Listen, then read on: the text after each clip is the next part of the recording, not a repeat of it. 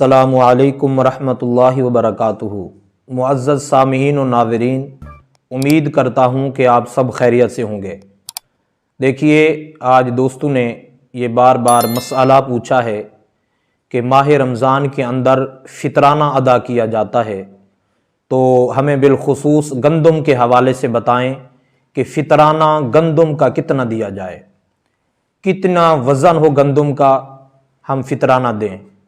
देखिए, सबसे पहले हमने इस बात को समझना है कि फ़ितराना देना फ़र्ज़ है, सुन्नत है, वाजिब है, मुस्तहब है।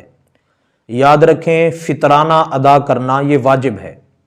अगर कोई शख्स जानबूझ के फ़ितराना अदा नहीं करता, माल के अंदर वुसाअत भी है, साहिब इक़्तिदार है, अगर वो जानबूझ के फ़ितराना अदा नहीं करता तो हदीस पाक में ये बात मौजूद है कि उसकी इबादत आसमानों के अंदर रुक जाती है। जब वो फ़ितराना अदा कर चुका होता है तो उसकी इबादत अल्लाह तबारक व तआला की बारगाह में हाजिर हो जाती है। याद रखें, जो फ़ितराना मैं आपको आज अर्ज़ कर रहा हूँ, शरई मिकदार गंदम की, तमाम अहबाब मेरे भाई मेरी बहनें समाअत फरमा लें, गंदम की शरई मिकदार जो है वो 2.25 किलो है।